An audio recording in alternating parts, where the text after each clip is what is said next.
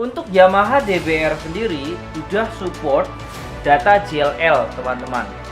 Apa itu data JLL? Itu data simulasi untuk dimasukkan, diinsert ke software, ke program yang namanya ISFocus 3.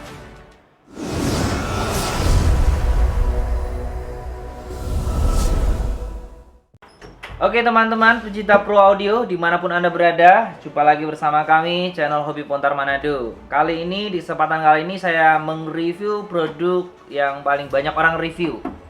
Kalau buka di YouTube, klik DBR 15, itu banyak sekali yang mereview produk ini.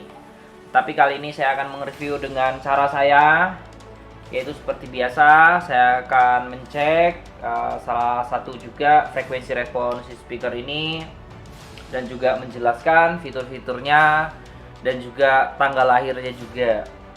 Nah, oke, langsung saja teman-teman. Untuk DBR 15 sendiri itu masuk dan dibuat pada tahun 2014. Jadi udah semua dibuat di Indonesia untuk produk ini. Nah, ini bener-bener enak teman-teman, suaranya bener-bener kalau digambar begitu bener-bener full HD, dikembangkan oleh sebagian insinyur yang profesional, mungkin dari Nexo mungkin, sebab kan Yamaha mengaku sisi produk Nexo itu dari tahun 2008, udah cukup lama teman-teman, udah belasan tahun yang lalu. Jadi di 2014 dibuatlah DBR untuk masuk pasar, di pasar di bawah 20 juta tentunya. Sebab kan di zamannya itu sampai sekarang juga yang berkembang ya banyak produk dengan harga range 10 sampai 14 juta sampai 15 juta. Jadi Yamaha masuk pasar di situ untuk harganya. Nah, untuk DBR dibuat di Indonesia dan dikirim ke seluruh negara, USA sampai Eropa. Jadi semua mendapatkan DBR itu buatan Indonesia teman-teman. Jadi kalau untuk harga jualnya di Indonesia sendiri itu sangat murah, karena ini kan produk udah dibuat di sini tentunya, bebas pengiriman dan sebagainya. Jadi kalau buka website atau buka forum-forum internasional yang menjual produk ini itu cukup tinggi, dari $700, 600 sampai $700 per unitnya. Jadi lumayan tuh, hampir 20 juta juga. Jadi bersyukur kita di Indonesia jadi dapat DBR bisa lebih murah. Kelebihan DBR apa sih? Yang saya pelajari dan juga saya dengar-dengar selama ini, saya juga udah jual banyak ini, terutama juga untuk gereja, untuk project-project karaoke, udah banyak yang pakai ini dari 4 tahun yang lalu. Project kita nanti ada gambarnya, jadi udah sampai kotor banget, tapi sampai sekarang juga masih awet. Pertama, kelebihannya itu dia benar-benar dibuat dengan kualitas yang bagus ya, dari belajar dari kakaknya, seniornya, DSR, DXS. Jadi semua dari tipe sebelumnya. Jadi dari tipe sebelumnya dikembangkan seri ini dengan harga yang lebih terjangkau. Sedangkan secara teknologi mereka udah ngadopsi DSP, ini udah ada DSP-nya.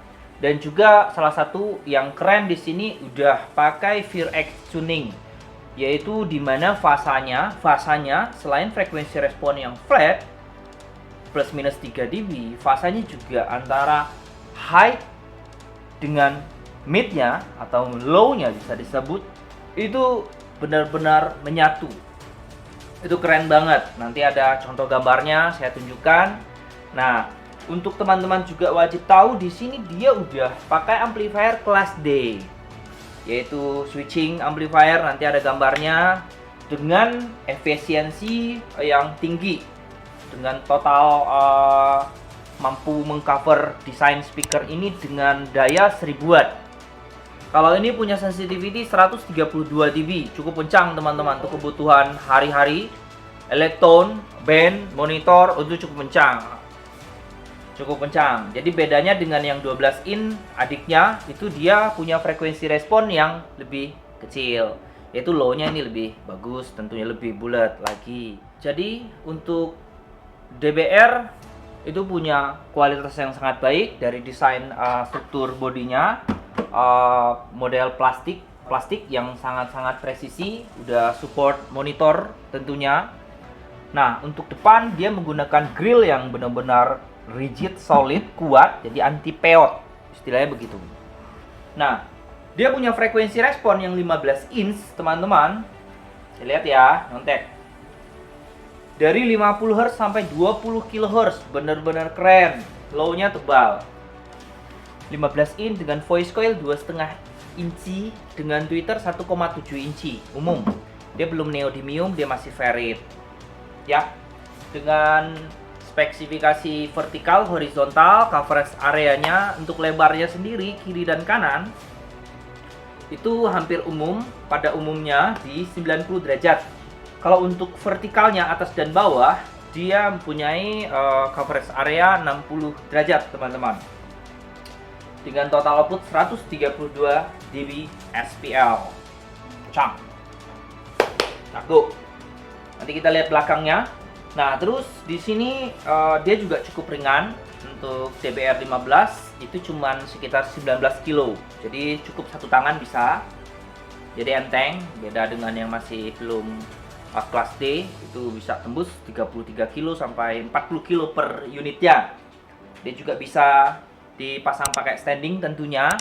Nah, di sini kalau untuk buat teman-teman yang pengen instalasi permanen seperti digantung ya, di sini ada yang sedikit teman-teman harus pahami. Untuk titik di atas di sini dia tidak ada bautnya ya, tapi bautnya itu berada di bawah, yaitu alias nanti dibalik. Grillnya itu harus dibalik.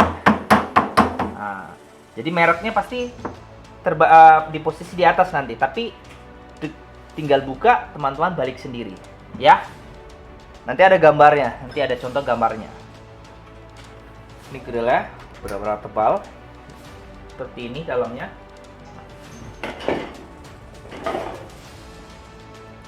Seperti ini. Dia menggunakan transducer 15 in dengan voice coil 2,5 inci. Ini tweeternya menggunakan voice coil 1,7 inci dengan exit 1 inci. Ini suaranya benar-benar full HD. Resolusinya tinggi banget, enak banget. Ya. Ini port udaranya. Nanti kita putar belakangnya.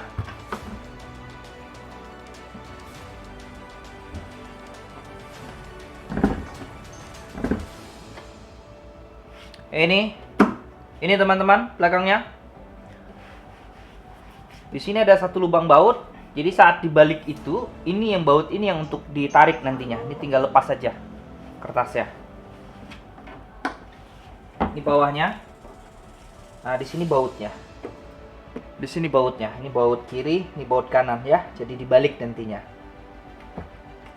Di sini mode mic, mode line sudah. Ini untuk channel 1. Untuk channel 2 dia hanya dikasih pilihan mode line. Jadi mode line saja, yaitu dari mixer. Bisa juga handphone masuk di sini, tapi dengan input stereo model RCA. Ini jacknya hybrid, jadi bisa XLR seperti begini. Bisa juga Akai seperti begini. Jadi ini hybrid ya, combo istilahnya ya. Combo, jadi bisa Akai, bisa juga Canon XLR. Terus untuk line out-nya sendiri itu dibagi dua, teman-teman. Jadi kalau teman-teman memakai pengen output ini tanpa ada proses ngikutin volume seperti begini. Yang satu ini misalnya mikrofon masuk di sini misalnya. Ini volumenya kencang, volumenya jam 12. Terus line out-nya di sebelah juga posisi ngikutin volume ini. Jadi speaker sebelah. Jadi speaker sebelah ngikutin volume ini. Jadi saya pelankan, speaker sebelah juga ikut pelan. Nah, itu menggunakan mode posisi channel 1 plus channel 2 itu di mix alias ditekan. Jadi speaker sebelahnya itu mengikuti volume. Ini kencang, sebelah juga kencang. Nah, terus mode lepas yaitu mode true, dia hanya khusus di channel 1. Jadi dia terpisah. Jadi ini saya kencangkan misalnya, sebelah tidak ngaruh, sebelah tetap dengan volumenya sendiri. Jadi volumenya misalnya jam 12 kekerasannya, di sini yang channel yang masternya ini yang mengeluarkan paralelnya ke sebelah itu, mau saya matikan juga di sebelah tetap menyala. Ya, itu mode true namanya. Nah, terus ke kanannya lagi di sini dengan logo besar VeerX Tuning.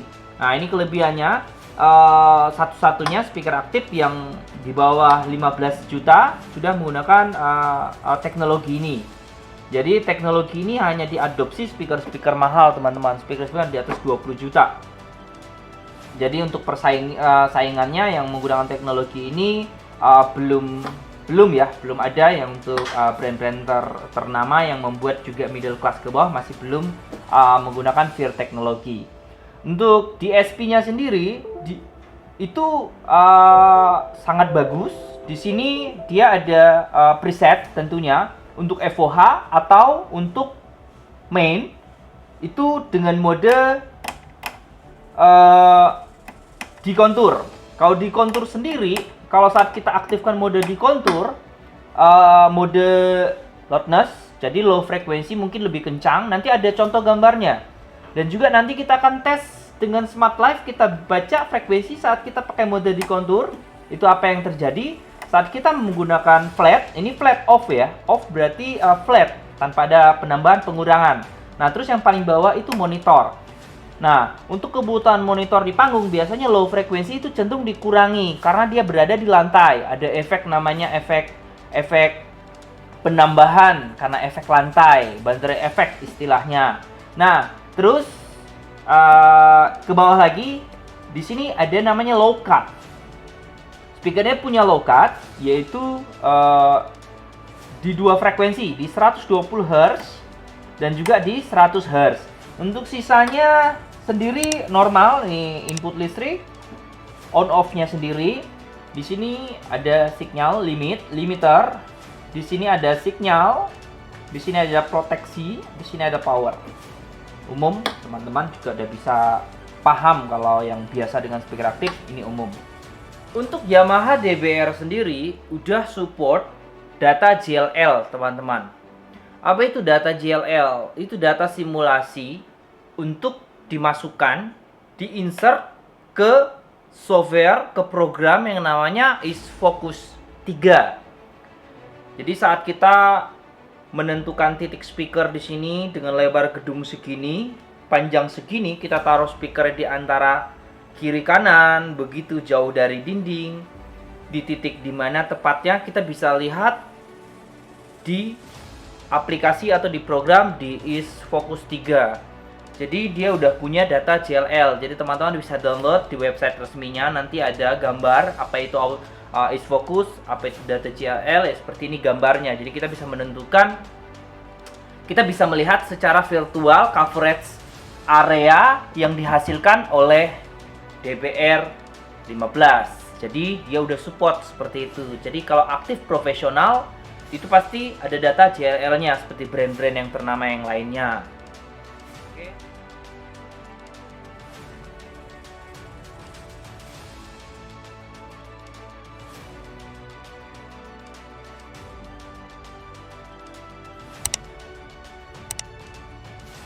Oke teman-teman, ini hasil ukur Yamaha DBR 15 inch dengan cara seperti teman-teman lihat tadi, yaitu pada posisi on exit ya. Jadi di sini ada beberapa titik pantulan, tetapi untuk hasilnya sendiri sangat baik dan sama persis dengan dataset yang pabrik keluarkan. Nanti ada hasilnya. Nah, untuk fasanya benar-benar linear, benar-benar rata untuk fasanya perfect. Jadi frekuensi respon di sini terbaca dari 50 Hz di minus 7 dB sampai tak terhingga, ini ya mentok loh itu.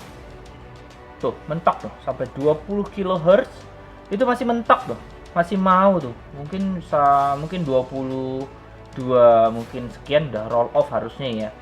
Nah ini masih mau karena microphone measurement sampai 23 kHz sih si Edwardnya harusnya masih mampu, tapi si smartnya membatasi sampai 20 kHz. Perfect teman-teman, sangat bagus. Di sini punya puncak pertama di 76 Hz. Di sini punya puncak kedua di 222 Hz. Dan sisanya nyaris flat ya. Nah, di sini ada ke selfing, ada keangkat ke selfing biar suara high frekuensi mungkin lebih enak banget. Mungkin dia mulai dari 13 kHz dia ke selfing ya, keangkat, sangat bagus ya. Hasilnya sendiri ya mungkin teman-teman dari lihat frekuensi responnya udah bisa menyimpulkan bahwa DBR15 ini benar-benar perfect secara frekuensi dan fasa karena mempunyai teknologi udah field X tuning itu yang saya jelaskan tadi. Nah terus untuk mode flat, ini mode posisi istilahnya apa tadi ya, loudness ya, T-contour. Jadi perbandingannya nih. Nah, yang di contour, kalau mode di contour berarti ada processing. Di sini ada 68 Hz, dia cenderung lebih kenceng dan rata-rata dari sekitar keangkat semua dari frekuensi 250 Hz itu keangkat 3 dB di masing-masing nih. Jadi 3 dB. Jadi semacam low selfing. Dari 250 Hz-nya low selfing. Jadi dari 250 Hz dia keangkat 3 dB sampai bawah ya. Itu mode FOH kalau mode utama istilahnya untuk audien. Terus kita bandingkan lagi dengan mode monitor. Nah, monitor detailnya dia dari 150 Hz ke bawah. Dia dikurangin 3 dB. Jadi untuk mengurangi efek lantai. Jadi sudah review saya kali ini untuk produk dari Yamaha Pro Audio, yaitu loudspeakernya, speaker aktifnya Yamaha tipe DBR15 selesai. Sampai di sini. Kalau ada pertanyaan, mungkin mau request produk yang lainnya, silahkan komen di kolom komentar. Ya, yang pasti DBR sangat baik. Jadi teman-teman nggak usah ragu untuk membeli produknya. Silakan mampir ke dealer resmi tentunya yang menjual produk resmi Yamaha, all produk, keyboard kah, apakah, mixer kah, speaker kah, jangan ragu, silahkan dibeli. Kalau suka dengan video ini, jangan lupa like, bagikan ke teman-teman pencinta Pro Audio dimanapun mereka berada. Subscribe channel Hobi Mutar Manado. Next, saya akan buat requestan teman-teman satu demi satu karena memang toko sendiri udah mulai ramai. Terima kasih, salam sehat selalu, salam Pro Audio. Dah.